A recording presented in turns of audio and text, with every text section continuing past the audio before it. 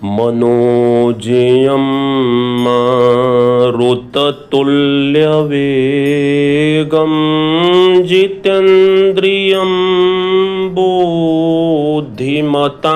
वरिष्ठं वातात्मजं वानरयूथमुख्यं श्रीरामदूतं शरणं प्रपद्ये। प्रेम से बोलिए बांके बिहारी भगवान की जय। मित्रों, आज मैं गोस्वामी तुलसीदास महाराज के इस चौपाई से अपनी बात प्रारंभ करना चाहता हूँ कि जाकी रही भावना जैसी हरिमूरत, देखी तह तैसी जाकी रही भावना जैसी हरिमूरत, देखी तह तैसी। कभी कभी किसी को अपने भाव के अनुसार पत्थर में भी भगवान दिखाई देते हैं, लेकिन यदि आपका भाव विचार चिंतन शुद्ध न हो तो आपको भगवान में भी भगवान दिखाई नहीं देते।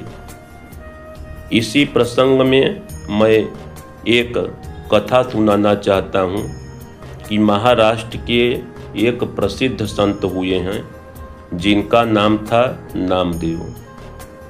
इनकी अवस्था लगभग 5 वर्ष की रही होगी। घर वालों को किसी काम से कहीं जाना था, इनको एक कटोरी में दूध दे दिए और कहा कि जा करके विट्ठल भगवान के मंदिर में भोग लगा के चले आओ।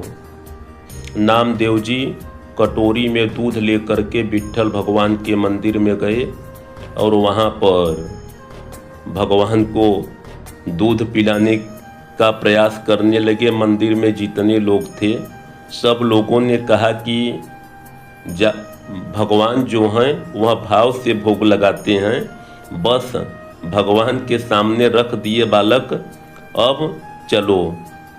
सारे के सारे लोग चले गए, लेकिन नामदेव जी नहीं हटे और हट करके वहीं पर रोने लगे कि प्रभु, मैं जो कटोरी में दूध लेके आया हूँ इसे आपको आकर के ग्रहण करना होगा।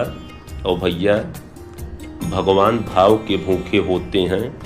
भगवान उस छोटे से बालक के करुण पुकार को सुन करके एक मनुष्य के रूप में आए और उस दूध को ग्रहण किया।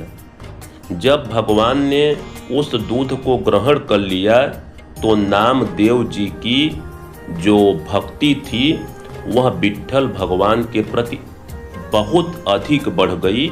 अब वह हमेशा उन्हीं के नाम का सत्कीर्तन करने लगे। थोड़ा बड़े हुए तो उस समय महाराष्ट्र के बहुत ही प्रसिद्ध संत थे ज्ञानेश्वर जी महाराज। इन्होंने अपना गुरु बनाया और यह महाराष्ट्र के प्रसिद्ध संतों में अपना स्थान प्राप्त किया। नामदेव जी के जीवन की एक बहुत ही प्रसिद्ध घटना के बारे में मैं आप लोगों को बताना चाहता हूं कि एक बार यह भोजन कर रहे थे और भोजन करते समय एक कुत्ता आया और इनकी रोटी उठा करके भागने लगा और नामदेव जी को उस कुत्ते में ही विट्ठल भगवान दिखाई देने लगे। वह घी का कटोरा लेकर के उस कुत्ते के पीछे भागने लगे कि प्रभु, ऐसे ही सादी रोटी मत खाइए, जरा मुझे अपने रोटी में घी लगाने दीजिए। जब नामदेव जी पीछे भागते तो कुत्ता यह सोचता कि यह रोटी छीनने के लिए आए हैं। कुत्ता और तेजी से भागता और जब कुत्ता और तेजी से भागता तो नामदेव जी भी कटोरी में घी लेकर के और तेजी से भागते। ऐसा करते करते काफ़ी देर हो गई और नामदेव जी थक गए। जब वह थक गए तो जब विट्ठल भगवान ने यह देखा तो विट्ठल भगवान उस कुत्ते से प्रकट हो गए और कुत्ता गायब, विट्ठल भगवान प्रकट हो गए और उन्होंने भक्त नामदेव को वह रोटी दे दिया कि लो पुत्र, इसमें घी लगा दो। और नामदेव जी ने उसमें घी लगाया और घी लगाने के बाद उस रोटी को विट्ठल भगवान ने ग्रहण किया। तो हमारा यह जो भारत है, यह भारत भैया संतों का देश है।